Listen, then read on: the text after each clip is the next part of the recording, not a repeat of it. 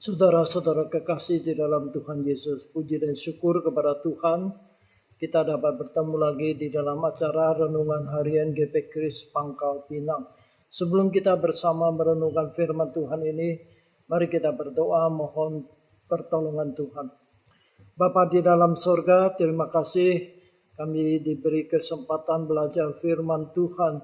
Di dalam Alkitab kami mohon Roh Kudus membuka hati dan pikiran kami, supaya kami dapat mengerti firman yang akan kami pelajari ini. Terima kasih Tuhan, inilah permohonan kami. Kami doa dalam nama Tuhan Yesus. Amin. Saudara sekalian, kita akan melanjutkan renungan kita mengenai riwayat Tuhan Yesus. Dan hari ini kita akan bicarakan tentang satu tema, yaitu perumpamaan tentang penabur yang diucapkan oleh Tuhan Yesus. Nah, nas Alkitab yang mencatat peristiwa ini adalah di Injil Matius pasal 13 ayat 1 sampai 23, Markus pasal 4 ayat 1 sampai 20, Lukas pasal 8 ayat 4 sampai 15. Kita hanya akan membaca yang terdapat di Matius pasal 13 ayat 1 sampai 9. Matius pasal 13 ayat 1 sampai 9 saya bacakan. Pada hari itu keluarlah Yesus dari rumah itu dan duduk di tepi danau. Maka datanglah orang banyak berbondong-bondong lalu mengerumuni dia, sehingga ia naik ke perahu dan duduk di situ. Sedangkan orang banyak semuanya berdiri di pantai. Dan ia mengucapkan banyak hal dalam perumpamaan kepada mereka. Katanya, adalah seorang penabur keluar untuk menabur. Pada waktu ia menabur, sebagian benih itu jatuh di pinggir jalan. Lalu datanglah burung dan memakannya sampai habis. Sebagian jatuh di tanah yang berbatu-batu, yang tidak banyak tanahnya. Lalu benih itu pun segera tumbuh, karena tanahnya tipis. Tetapi sesudah matahari terbit, layulah ia dan menjadi kering karena tidak berakar. Sebagian lagi jatuh di tengah semak duri, lalu makin besarlah semak duri itu dan menghimpitnya sampai mati. Dan sebagian jatuh di tanah yang baik, lalu berbuah. Ada yang 100 kali lipat, ada yang 60 kali lipat, ada yang 30 kali lipat. Siapa bertelinga hendaklah ia mendengar. Nah, saudara sekalian, inilah perumpamaan yang diucapkan oleh Tuhan Yesus di tepi danau Galilea kepada orang-orang Yahudi yang mengurumuni dia pada waktu itu. Nah, sesudah Tuhan Yesus mengucapkan perumpamaan-perumpamaan ini, kemudian Yesus dan muridnya masuk di dalam rumah. Murid-muridnya meminta Tuhan Yesus menjelaskan arti daripada perumpamaan tentang penabur ini. Lalu Tuhan Yesus menjelaskannya kepada mereka yang tercatat di Matius pasal 13 ayat 19 sampai 23. Saya akan bacakan penjelasan Tuhan Yesus tentang arti perumpamaan penabur ini. Kepada setiap orang yang mendengar firman tentang kerajaan sorga, tetapi tidak mengertinya, datanglah si jahat dan merampas yang ditaburkan dalam hati orang itu. Itulah benih yang ditaburkan di pinggir jalan. Benih yang ditaburkan di tanah yang berbatu-batu, ialah orang yang mendengar firman itu dan segera menerimanya dengan gembira. Tetapi ia tidak berakar dan tahan sebentar saja. Apabila datang penindasan atau penganiayaan karena firman itu, orang itu pun segera murtad. Yang ditaburkan di tengah semak duri ialah orang yang mendengar firman itu. Lalu kekhawatiran dunia ini dan tipu daya kebanyakan kekayaan menghimpit firman itu sehingga tidak berbuah. Yang ditaburkan di tanah yang baik ialah orang yang mendengar firman itu dan yang mengerti, dan karena itu ia berbuah. Ada yang 100 kali lipat, ada yang 60 kali lipat, ada yang 30 kali lipat. Demikianlah penjelasan Tuhan Yesus tentang arti dari perumpamaan ini. Dari apa yang Tuhan Yesus jelaskan tentang arti perumpamaan penabur ini, mengajar kita beberapa hal. Yang pertama, benih adalah firman Tuhan atau kebenaran kerajaan sorga. Dan penabur adalah Tuhan Yesus sendiri atau murid-murid Tuhan Yesus atau rasul-rasul atau hamba-hamba Tuhan yang pada zaman sekarang pemberita-pemberita firman Tuhan atau pengabar Injil.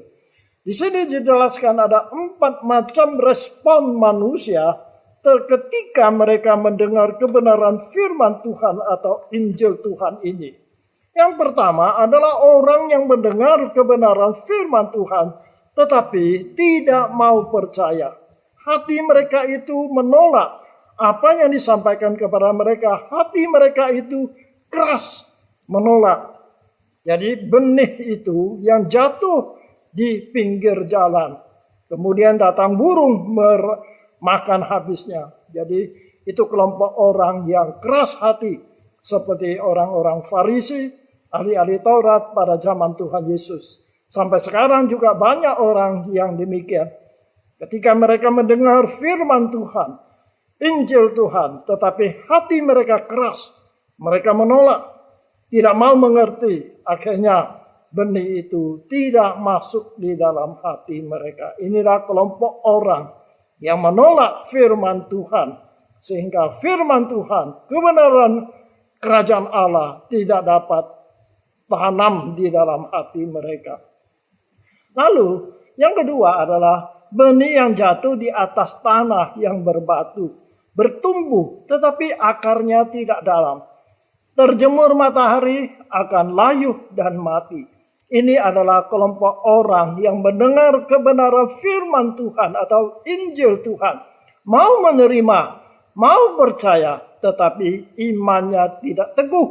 Begitu menemukan kesulitan, penganiayaan, seperti diejek atau disiksa dan sebagainya, atau dilarang oleh keluarganya, maka imannya itu luntur, imannya itu tidak bertumbuh, tidak bisa bertahan. Lalu mereka murtad dan meninggalkan Tuhan. Ini adalah kelompok orang yang kedua, yaitu memang pertama mau percaya, mau menerima, tetapi begitu mengalami penganiayaan, mengalami kesulitan, lalu meninggalkan Tuhan. Mereka menjadi murtad, tidak mau lagi ikut Tuhan. Lalu kelompok yang ketiga adalah benih yang jatuh di tanah yang bersemak duri. Memang benih itu bertumbuh, tetapi terhimpit oleh rumput-rumput liar dan semak duri, sehingga tidak dapat bertumbuh dengan subur dan tidak dapat berbuah. Orang yang demikian adalah orang yang percaya kepada Tuhan Yesus, beriman, tetapi mereka itu tidak berbuah bagi Tuhan. Karena mereka tamak akan harta dunia ini, masalah-masalah, kekhawatiran, dan sebagainya. Bagaikan rumput yang menghimpit benih itu. Walaupun tumbuh, tetapi tidak dapat bertumbuh dengan wajar, tidak dapat bertumbuh dengan subur, sehingga akhirnya tidak ada berbuat buah. Saudara sekalian, orang percaya inilah kelompok orang yang ketiga. Memang percaya, tetapi hal-hal duniawi ini telah menghimpit mereka, sehingga kerohanian mereka itu tidak bertumbuh, kardil kerohanian mereka. Nah, kelompok yang keempat adalah benih yang jatuh di tanah yang subur, bertumbuh dan menghasilkan buah. Dan kelompok ini juga terbagi dalam 3 kelompok yang berbuah. Ada yang 100 kali lipat, ada yang 60 kali lipat, ada yang 30 kali lipat. Tetapi mereka berbuah bagi Tuhan. Jadi saudara sekalian, kelompok keempat ini adalah orang-orang yang bertumbuh di dalam Kristus. Imannya mereka itu bertumbuh sehingga mereka menghasilkan buah bagi kemuliaan Tuhan. Inilah 4 macam respon orang terhadap firman Tuhan. Ada yang menolak, ada yang cepat menerima, tetapi juga cepat meninggalkan Tuhan. Orang yang murtad juga termasuk di dalam kelompok ini. Orang-orang yang Kristen zaman sekarang kebanyakan termasuk dalam kelompok yang ketiga. Itu benih yang jatuh di semak duri. Percaya kepada Tuhan Yesus, tetapi iman dan kerohanian tidak bertumbuh karena mencintai dunia ini. Tidak ada kemauan untuk maju di dalam rohani. Tidak mau membaca Alkitab secara rutin dan setiap hari dengan teratur. Malas berdoa, hanya pada waktu-waktu tertentu saja berdoa. Sehingga kerohanian mereka itu sangat-sangat lemah. Dan Tuhan mau kita menjadi orang yang termasuk kelompok yang keempat. Yaitu bertumbuh, berbuah bagi kemuliaan Tuhan. Saudara sekalian, maju atau mundurnya seorang kerohaniannya itu tergantung respon orang itu terhadap firman Tuhan yang mereka dengar. Mereka tidak hanya mendengar, mengerti, tetapi mau menjalankannya. Sehingga firman Tuhan itu menjadi hidup bagi mereka. Kalau hanya mendengar, mengerti, tapi tidak menjalankan, ibarat firman Tuhan itu hanya masuk di otaknya saja. Hanya sebagai pengetahuan saja. Memang mereka mengerti firman Tuhan, tetapi tidak menjalankan. Tetapi orang yang mengerti, menjalankan firman Tuhan. Orang-orang yang demikian inilah yang rohaninya maju dan berbuah bagi Tuhan. Mari kita introspeksi diri kita hari ini. Kita termasuk kelompok yang mana? Tuhan mau kita berbuah bagi kerajaan sorga. Kalau saudara masih di dalam kelompok yang ketiga, mari kita doa supaya kita dapat berubah dan menjadi orang yang termasuk kelompok yang keempat, yaitu yang berbuah bagi kemuliaan Tuhan. Bukan hanya berbuah 30 kali lipat, 60 kali lipat, tetapi 100 kali lipat. Kiranya Tuhan menolong kita menjadi orang Kristen yang bertumbuh untuk kemuliaan Tuhan. Amin.